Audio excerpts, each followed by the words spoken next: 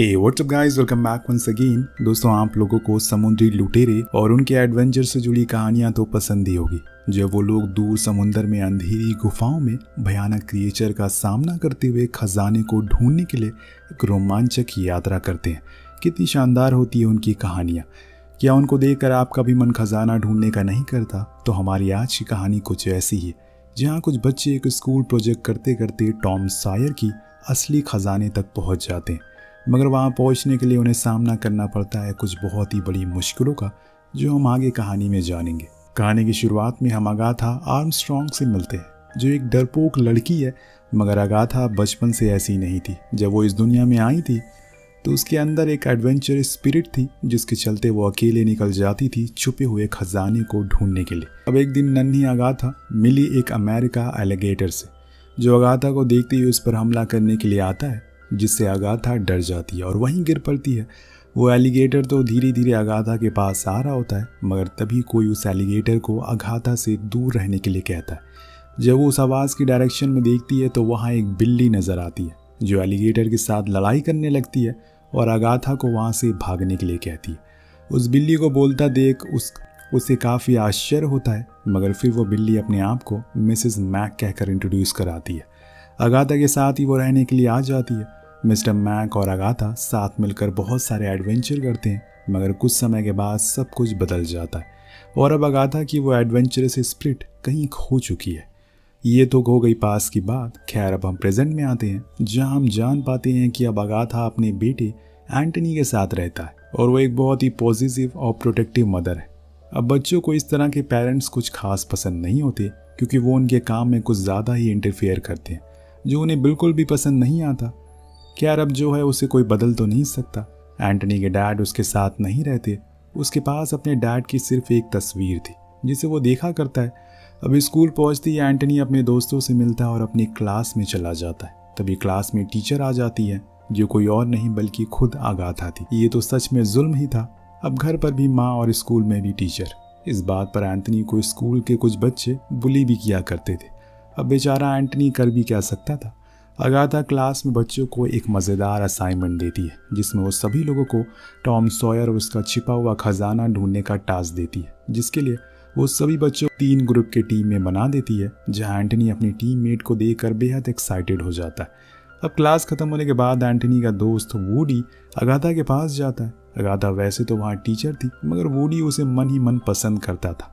खैर, woody Agatha के लिए एक गैजेट बनाकर लाया था, जिसकी मदद से वो एनिमल से बात कर सकता था।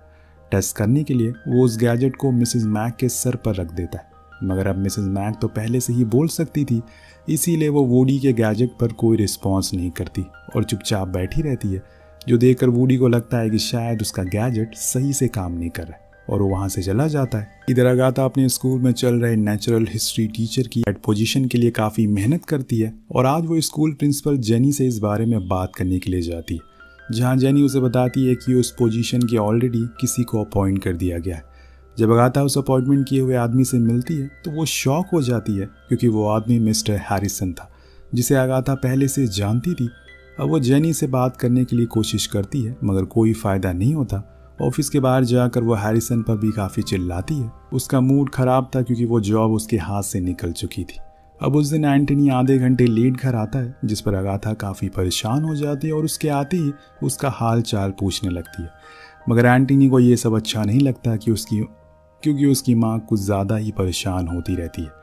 वो सीधा अपने रूम में आता है और वहाँ से सीधा स्टोर हाउस में चला जाता है, जहाँ वो अपने डैड का कुछ सामान देखने लगता है। तभी उसे वहाँ एक बक्सा मिलता है, जिसके अंदर टॉम सॉयर की एक किताब रखी हुई थी। पहले तो वो किताब भी उसे बाकी किताबों जैसी नकली लगती है, मगर फिर उसमें उसे बहुत सारे क्लूज और डायरेक्शन नजर आती है, जिन्हें देखकर वो थोड़ा सा हैरान हो जाता है। फिर उसे मिलता है कुछ ऐसी चीज और उन्हें देखकर उसके होश उड़ जाते हैं।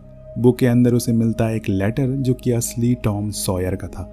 उस लेटर में लिखा था कि जब टॉम के पीछे कुछ लुटेरे पड़े हुए थे तो उसके खजाने के लिए उसका पीछा कर रहे थे, तब टॉम ने अपने खजाने को बचाने के लिए कुछ क्लूज छुपाया था, ताकि कोई भी आसानी से उस खजाने को ना ढूंढ पाए। और जब वो लुटेरे उस तक पहुंचने वाले थे, तब तक उन सारे क्लूज को वो छुपा चुका था। इसी बीच एक लुटेरे ने टॉम पर गोली चला दी, जिससे उसकी वहीं मौत हो गई और उसके साथ दफन हो गया खजाने का वो राज, जिसकी असली लोकेशन सिर्फ टॉम ही जानता था। वेल ये सब पढ़कर एंटनी काफ़ी एक्साइटेड हो गया और उसने अपने दोस्तों को इस बारे में बताने के लिए बुलाया। वुडी और लू उन एविडेंस को देखकर एक्साइटेड तो होते हैं, मगर वुडी कहता है कि अगर हम ये नहीं ढूंढ पाए तो सब लोग हमें बेवकूफ़ समझेंगे। तब एंटनी कहता है कि वो अभी कौन सा हमें बहुत चालाक समझते हैं। जिसके बाद लू और एंटनी मिलकर वुडी को थोड़ा समझाते हैं और इसके बाद सभी दोस्त मान जाते हैं। वो निकल जाते हैं टॉम सॉयर के खजाने को ढूंढने की जर्नी पर। जो बुक एंटनी को मिली थी वो दरअसल टॉम सॉयर के दोस्त मिस्टर तेवैन ने लिखी थी, जो उसी वक्त टॉम के साथ ही काम करते थे। बुक में सबसे पहला हैनिबल नाम की एक जगह का जिक्र था, जिस पर सभी दोस्त वहाँ के लिए बिना किसी को बताए एक सीक्रेट मिशन पर निकल जाते हैं। रास्ता ढूंढते हुए एक गुफा में पहुँचते हैं जहाँ कभी अंधेरा होता है। तभी उन्हें वहाँ खजाना मिल जाता है। वो सभी उसे देखकर पूरी तरह से पागल हो जाते हैं और उन पैसों का क्या क्या करेंगे उसके सपने देखने लगते हैं। मगर तभी अचानक वहाँ एक आदमी आता और उन्हें बताता है कि वो लोग एक अम्यूज़मेंट पार्क के अंदर है और वो खजाना तो नकली है।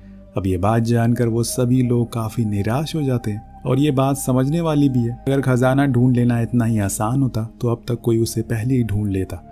दूसरी तरफ हम देखते हैं कि हैरिसन जो कि उसी खजाने को ढूंढ रहा होता है और वो भी कई सालों से, वो इस काम में अपने रिलेटिव लेनन को भी शामिल कर लेता है जो एंटनी के ही क्लास में पढ़ता था। उधर एंटनी लू और वुडी को अम्यूजमेंट पार्क का वॉचमैन पुलिस के पास छोड़ देता है, जहां डिटेक्टिव थैचर उन सभी को बताते हैं कि टॉम सॉयर उसके ही ग्रेट ग्रैंडफादर थे। मगर जितना उन्हें पता है कि ऐसी कोई खजाना है ही नहीं जिसे वो लोग ढूंढ रहे हैं। ये सुनकर वुडी जो कि पीछे से मना कर रहा था वो और भी ज़्यादा निराश हो जाता है। मगर एंटनी और लू को ये बात और भी ज़्यादा एक्साइट कर देती है, क्योंकि टॉम असल लाइफ में भी था। ये बात ही उनके लिए काफ़ी थी उस खजाने को ढूंढने के लिए।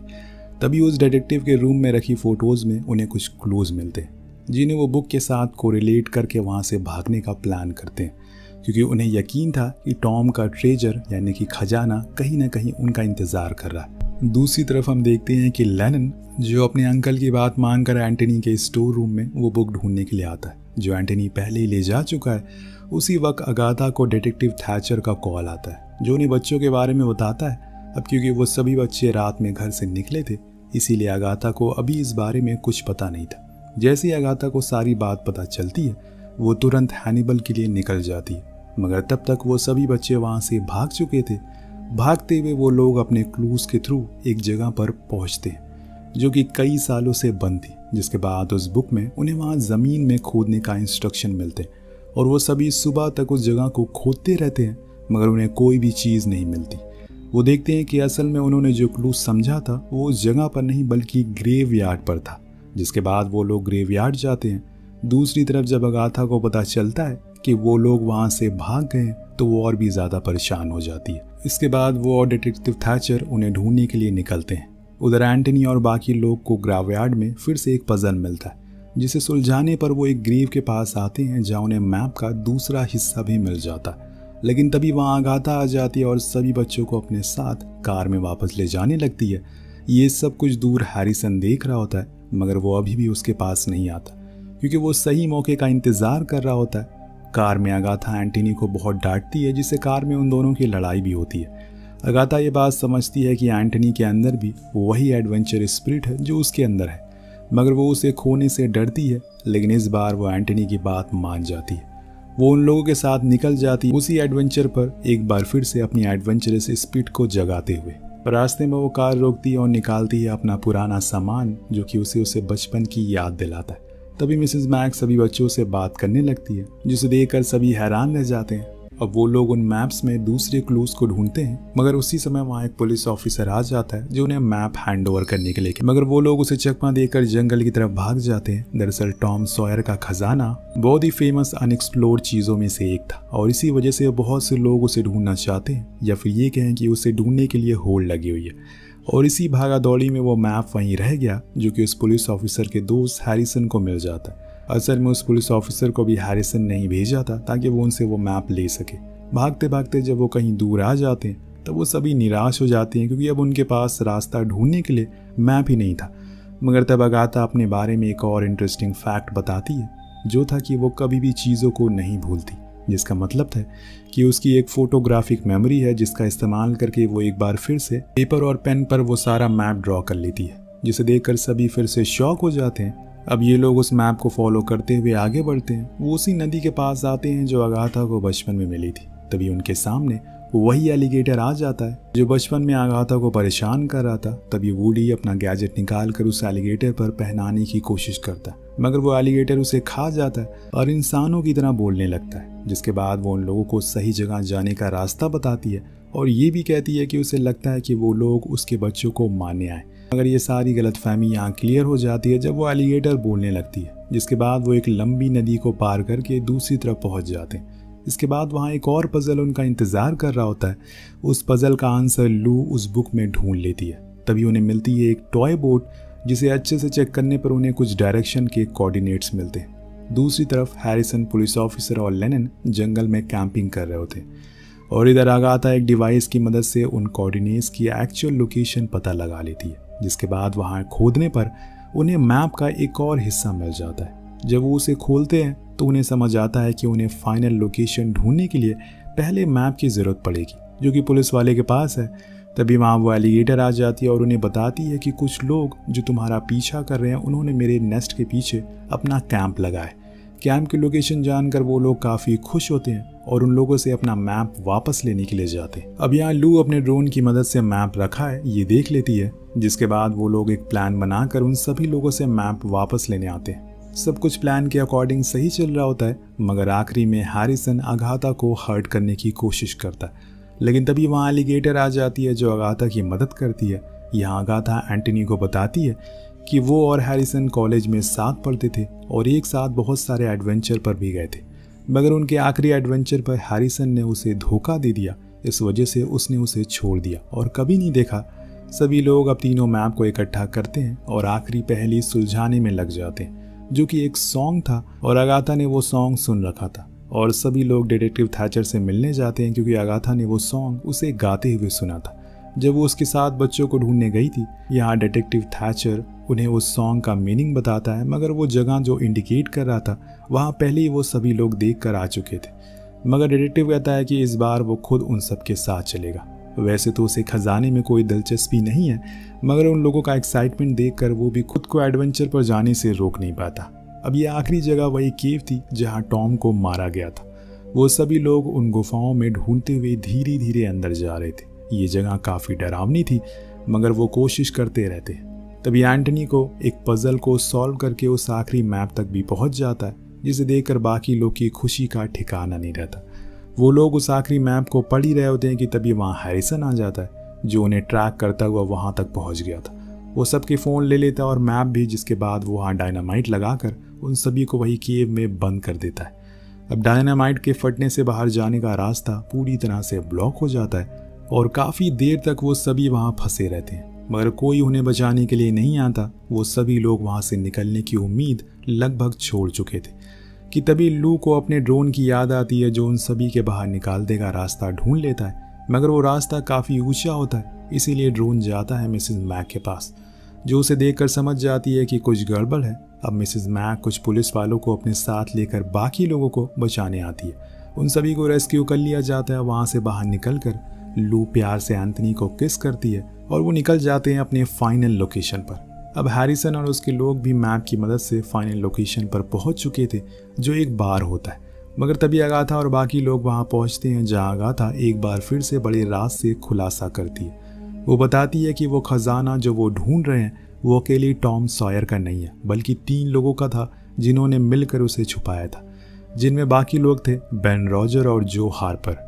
और ये सभी बातें अगाथा को जो हार्पर के ग्रेट ग्रैंडफादर चाइल्ड ने बताई थी। अगाथा को ये सभी बातें बहुत पहले से पता थी और ये भी कि असली खजाना कहाँ है। मगर जब हैरिसन ने उसे धोखा दिया तो वो समझ गई कि वो ये सब सिर्फ उस खजाने को पाने के लिए कर रहा है। इसीलिए अगाथा ने खुद ही उस लेटर और मैप के टुकड़े कर दिए। और ये सब जानकर हैरिसन अगाथा से पूछता है कि आखिर उसने खुद उस खजाने को ढूंढने की कोशिश क्यों नहीं करी, जिस पर अगाथा कहती है कि उसे डर था कि कहीं वो गलत हाथों में ना पड़ जाए।